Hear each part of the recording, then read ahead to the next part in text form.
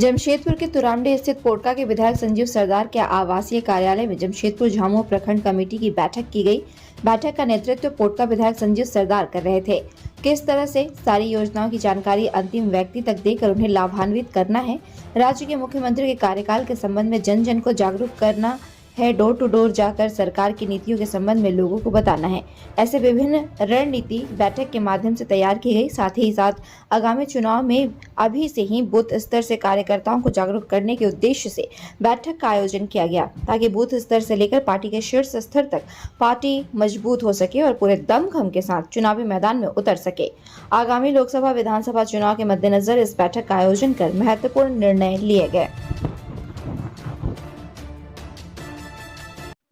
झारखंड मुक्ति मोर्चा जमशेदपुर प्रखंड कमेटी का बैठक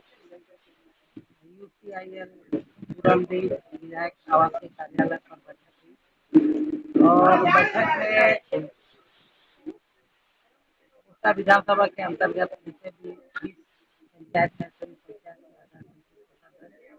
और पार्टी के समर्थित कार्यकर्ता नेता और बैठक में सबसे पहले हम लोगों ने जिस दिन हमारे पोटका विधायक संजीव सरदार जी के धर्मपत्नी संजीव सरदार जी का निधन होने पर हम लोग शोक व्यक्त किए। इसके साथ साथ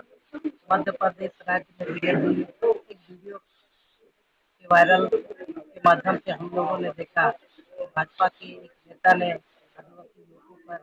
इस तरह का घिनौना हरकत की, उसका भी हम लोग बैठक